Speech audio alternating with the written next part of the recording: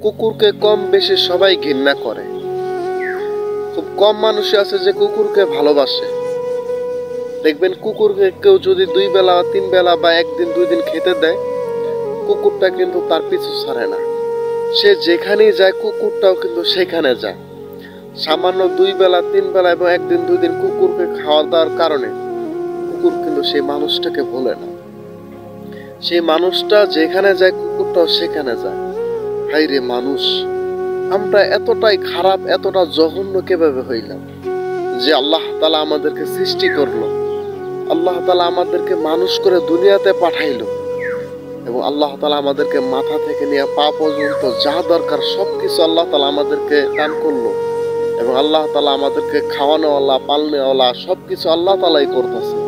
সে মালিককে আমরা কিভাবে ভুলে গেলাম? আমরা এতটাই খারাপ, এতটাই জঘন্য হয়ে গেলাম।